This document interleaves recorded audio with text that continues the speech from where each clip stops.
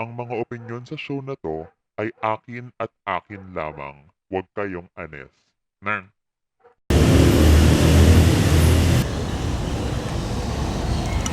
Alam mo, kasalanan mo to eh. Medyo parang maulan today, so medyo gloomy. Hello? Sir, dito na po sa may Antipolo, sir. Ay, kuya, hindi po kayo nagpa-pick up. Sir, pwede pa contact na lang po yung pick up, sir. Kasi po, di ko po kasi makontak, sir. Okay, sige, ito try ko ha.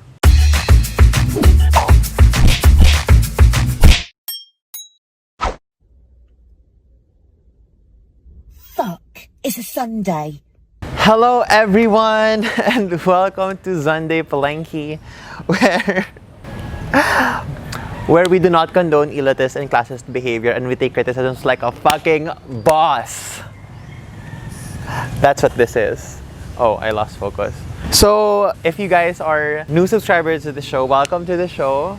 This is Sunday Palengke. And for those who have been here for quite a while, for the last few episodes, and if you're also a follower on Twitter, you know that our first contestant for this week for Sunday Palengke is none other than... Drumroll! Me! Mario! Just a quick pass on this. I'm really over it. I've moved on. That shit is behind me. Okay, and just because I think you guys deserve it, let's have like a quick update on yung pinag-ugatan ng buong comment na yon. I think we all deserve an update kung ano na nangyari sa kanya. So if you guys don't know, he made a reaction video on the snippet. And then, let me show you. I will open his account. So, gumawa siya ng reaction video on TikTok dun sa snippet ko na 25 seconds. And before I even got to watch it, minute na siya ng TikTok for hate speech, I think, or discriminatory slurs. But one of my key takeaways from his post is that, contrary to my statement na nag-divide sa buong Twitter, as he says in this comment, he has been to Boracay. Nakapunta na pala akong Boracay, gusto mo simulan natin sa Kalibo. So, he deliberately made that comparison. You know, I do not know na what to say about that. So, I don't know, do what you must with that information. Speaking of Boracay, si Renalyn, isa sa mga personalities na lumabas during the whole Manila Bay Sands is si ate mong Renalyn na nag-video with her iconic red one-piece suit sa Manila Bay Sands. And then, since nabash siya, she flew over to Boracay and then filmed the same red bathing suit. Actually, hindi ko na alam kung tatawa ako or may inis ako. Pero... I think this just goes to show that, contrary to what the government has said, na parang para to sa mga mahihirap na hindi makaka-experience ng Boracay, so ma-experience nila yung white sand sa Manila Bay. This just goes to show yung si Renalyn and itong si Boracay TikTok guy na some of the people who are praising the government for the Manila Bay Sands in the middle of this pandemic are people like us who are in the middle class, who are capable, who have purchasing power. Yung mga tumatangkilik sa Manila Bay Sands are not the poor people we paint them to be.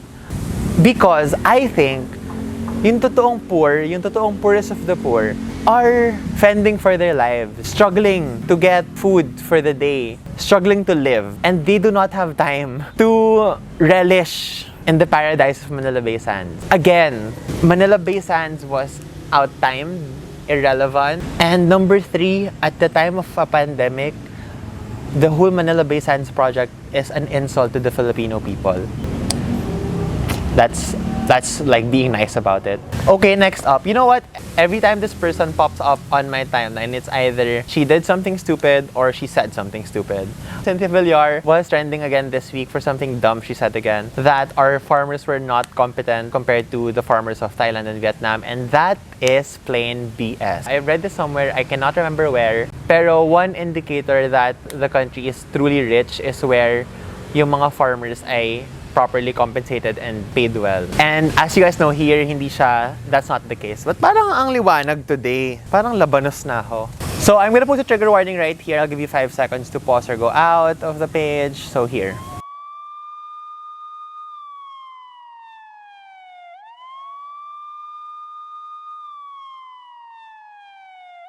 Okay, let's talk about the tragic event that happened to Donna Niera, where her body was dumped into a river.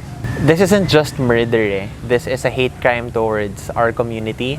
That's why we shouldn't treat them as statistics. We always should remember their names. Miss Jennifer Loudon, Miss Donna Niera are victims, and I do not in any way have the proper disposition to say something about it in depth kasi hindi ako trans and I do not know any of the struggles of being trans. That's why here with us today is probably one of the greatest representations of trans people here in the Philippines. Let's welcome Miss Trans Global 2020, Miss MELA HABIJAN. Kamusta mga ka-Sunday Palengke?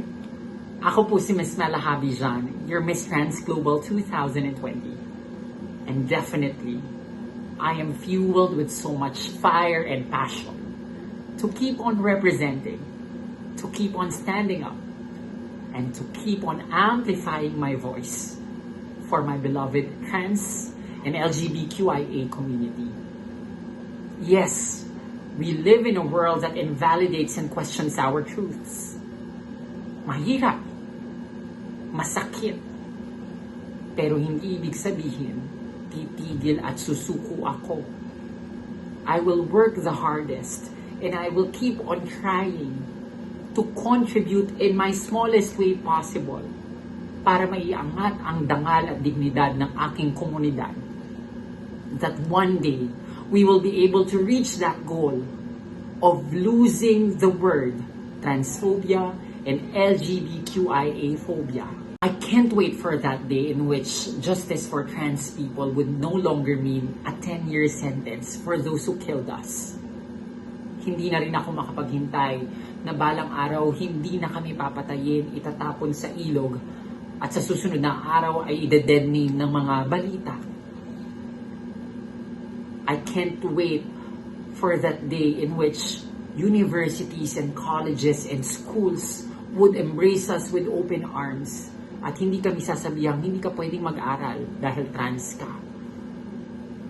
I can't wait for that day in which we could just soar the highest and fulfill our dreams of becoming a doctor, nurse, lawyer, actress, teacher, engineer, or whoever we want to be. I can't wait for that day in which religious people would no longer see us as sinners, but rather as beautiful creatures of the Lord, because we have beautiful hearts within us. I can't wait for that day in which people would be thankful for our being trans or LGBTQIA+ people. I can't wait for that day in which we can experience love without any questions. I can't wait for that day in which I'll just be seen as a person, be heard as a person, be acknowledged as a person, and live as a person. I can't wait to live without phobia. I can't wait to live. Ayon, thank you, Miss MELA. The community is with you with the fight for social equality, trans rights, and the protection of our trans folk. Speaking of trans matters, recent news with what happened inside UP Dalaman again related to a frat activity na may na-screenshot. I can provide links down below kung gusto niyo siyang idig. Pero my only message to this is that if at the least you cannot respect trans women identifying as women or trans men identifying as men, if you cannot accept that reality, if you cannot treat them as what they identify as, at least treat them as human beings with the same rights and they deserve the same respect as anyone else. Kasi yun yung nakakatakot. Alam mo, that's what's really scary about UP. Hindi mo alam, katabi mo na sa class, enabler pala. Hindi mo alam, katabi mo sa class, fascist pala. Yun yung nakakatakot really about UP. Here's a question for our Palengkeras.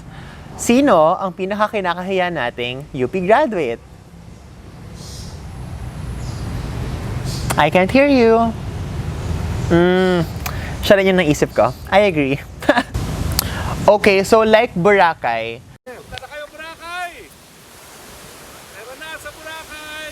Baguio recently opened their gates and their city for local tourists. And nakita ko to sa Twitter, ito yung screenshot, na parang hassle daw, ganyan. Well, first of all, walang pumipilit sa inyo pumunta sa Baguio.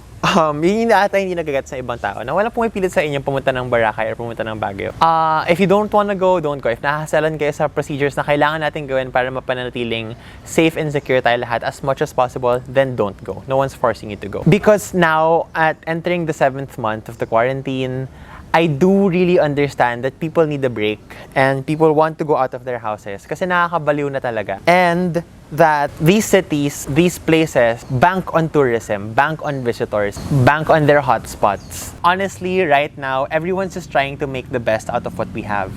And if this is their way, and if wala naman silang i-break na protocol, if they really try their best to keep everyone safe, I don't have a problem about it. Okay, if updated kayo sa House of Cards Philippines edition, recently, nagkagulo na naman sa Congress, sa House of Representatives, sila ba yun? Nagkakagulo na naman kasi magkaka-early resignation daw si Alan Peter Cayetano, tapos mayroon daw term sharing agreement si Lord with PRDD,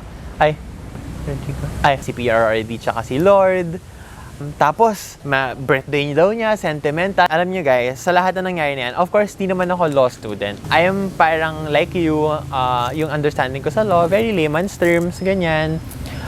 But I tried to ask my friends, ano ba yung nangyayari, ganyan? Ano ba yung issue? Bakit ba nagkakagulo? So, in-explain nila sa akin na may encroachment, may issue separation of powers, ganyan. Pero ang masasabi ko lang talaga, sa Congress natin, ang gulo-gulo nyo. Nasa gitna tayo ng pandemya, yung naatupag nyo, kung sino yung Speaker of the House. Gulo-gulo, wala kayong sense of priorities. Daming pwedeng pag-usapan, yung pinag-usapan nyo, yung mga ego nyo, pagpaputokin ko eh. Bad trip. Next up, our whole COVID plan of our government is that we wait for the vaccine. Yun na lang yung magagawa natin at this point. Parang natanggap na natin na we're just waiting for the vaccine to come out. Parang everyone vouches for themselves. But recently, sa new articles sa States, Business Insider, ang sabi ng mga vaccine producers, the vaccine will most likely be globally distributed by 2024. That is 4 years from now. That's after our elections. So now, the more na mas important we go out and vote. We go out and vote for people who represent us. So please, if yung area nyo naka-GCQ na, please make time and make ways to go out and register. Again, you can always follow at We the Youth Vote for updates sa mangyayari sa registration and sa elections. So please, your vote counts. Lalo na tayo mga kabataan. Okay, recently nag-resurface ulit yung video ni MOCHA USON being a role model. I just like to remind you that this was dated 2018 pa. And it resurfaced lang again. I don't think she's relevant now. Is she relevant pa now? The last I've heard of her... The last I've heard of MOCHA USON is when... Oh my God, uulan. Siya, tumuulan na. Lipat tayo ng venue. Wala na siyang news ngayon. I don't know what she's doing. Yung last niya ata na fiasco was yung nagpa-mass gathering sila ng OFWs. I think that was it.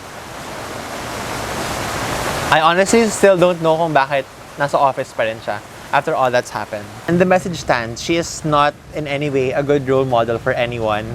And that's that. Yeah, so I think that's the episode for today. Follow me on all my social media channels right here. Yeah, I'm looking forward to a very good week. I'm really excited for what's out there. So if you guys have any comments, suggestions, just comment down below. And of course, hit subscribe and hit the bell button. Thank you for being here today. I really appreciate it. So ayun, this is Sunday Palengke. See you next week. Bye! Parang sobrang slow na ng oras, no? Pero sobrang bilis din. October na.